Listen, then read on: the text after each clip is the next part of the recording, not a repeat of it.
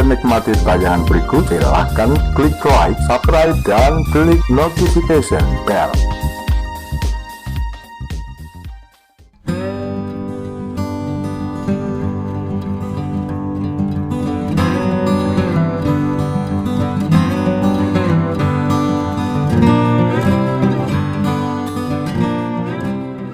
Nasib eksil 1965.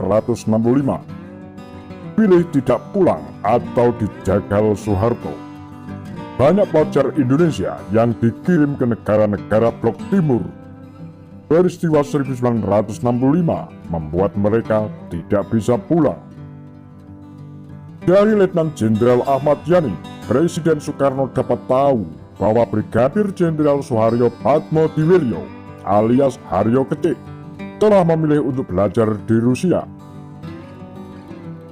Sukarno sempat heran kenapa Hario tidak mau menjadi deputi Ahmad Yani yang menjadi Menteri Panglima Angkatan Darat. Hario dan istrinya berangkat pada Januari 1965 ke Moskow untuk belajar di War College yang diperuntukkan bagi perwira tinggi.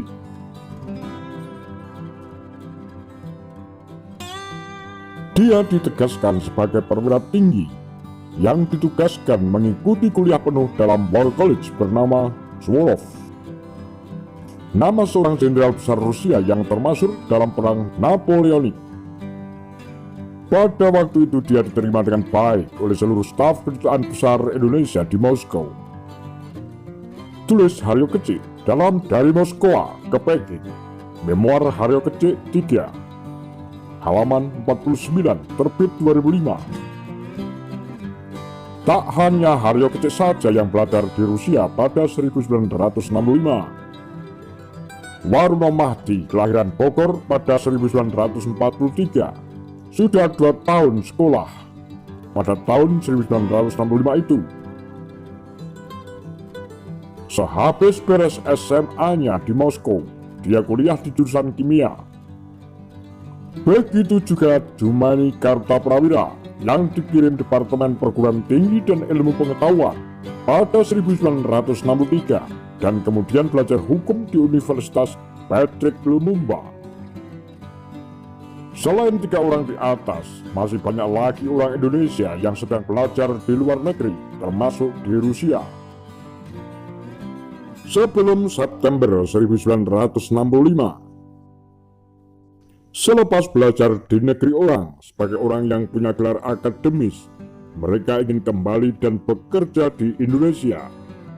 Lalu terjadilah gerakan 30 September 1965 di Jakarta. Ketika peristiwa itu terjadi, para pelajar di Rusia, macam Jumaini, Waruno, bahkan Hario, tidak ikut-ikutan aksi penculikan para jenderal yang dipimpin seorang Letnan Kolonel Angkatan Darat bernama Untung. Begitupun kawan-kawan mereka yang belajar di negara-negara lainnya. Setelah orang-orang komunis dibunuh, sisanya dibuat menderita di kamp-kamp dan keluarganya disengsarakan di Indonesia. Banyak pelajar Indonesia yang belajar di negara-negara yang terkait dengan Uni Soviet kena getahnya. Bukan cuma yang numpang belajar, mereka yang sekedar mendatangi acara internasional di negara-negara Blok Timur sekitar tahun 1965 pun tidak bisa pulang ke Indonesia. Mereka tidak dapat pulang, baik karena paspor mereka otomatis dicabut oleh kedutaan Indonesia setempat, atau mereka memilih tidak pulang karena tahu pasti akan dipenjara, disiksa, atau bahkan dibunuh. Tulis Henry Chambers Lawyer dalam Sastra dan Sejarah Indonesia, halaman 72, terbit 2018. Ibrahim Isa berbicara mewakili Indonesia dalam konferensi Trikontinental di Kuba sekitar Januari 1966. Kewarganegaraannya dicabut, ia dicap mendapat cap agen Gestapo. Khalid Hamid yang dikirim ke Albania untuk belajar sinematografi pun hilang status kewarganegaraannya. Ada banyak lagi yang bernasib seperti keduanya. Ambil resiko pulang, sama saja menjerumuskan diri ke negara Orde Baru.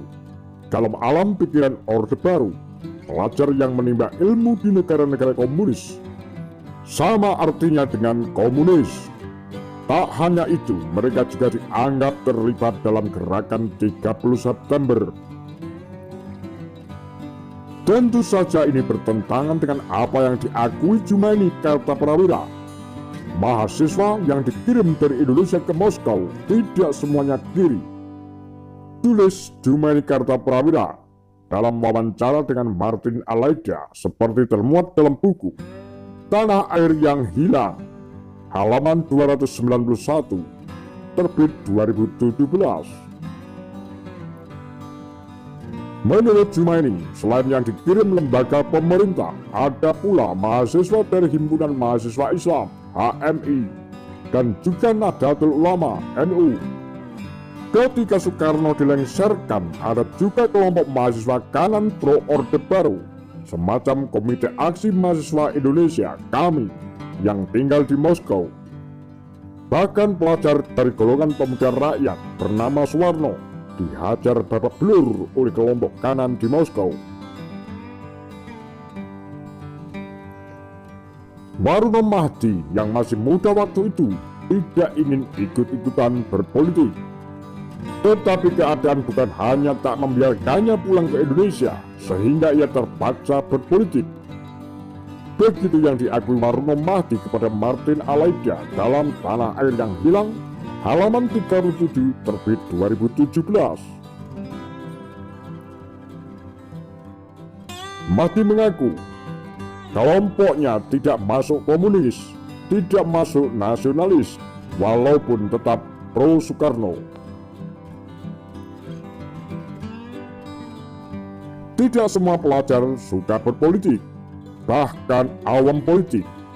Fokus pada studi adalah hal paling penting. Banyak di antara mereka awam politik. Mereka hanya memenangkan beasiswa pemerintah, seperti anak muda yang pintar dikirim belajar ke Delft, Belanda pada era Habibie.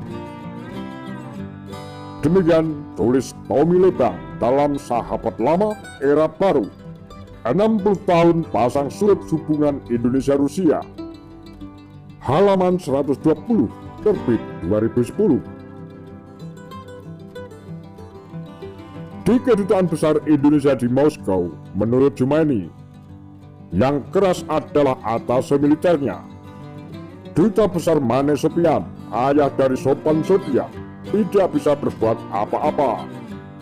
Mane Sopian tentu tahu diri bahwa yang berkuasa adalah militer. Sebagai orang sipil, ia tak ada artinya di hadapan Orde Baru. Orang macam Jumaini merasa tidak aman untuk pulang ke Indonesia. Menjadi pelayan di luar negeri alias eksil lebih mulia daripada membungkuk di hadapan rezim militer Soeharto. Jikapun mereka tak ingin di Rusia lagi, pilihannya bukan Indonesia, tapi negara-negara Eropa yang liberal.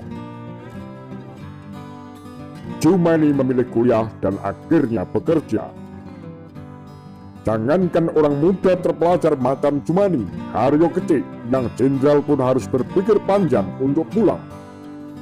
Hario Kecik baru pulang pada 1977 setelah 12 tahun di Rusia.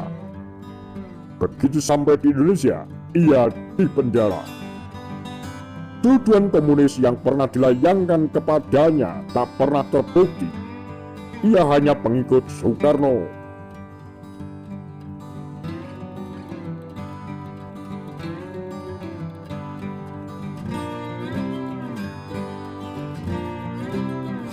Demikian kura-kura takar lambe sundel.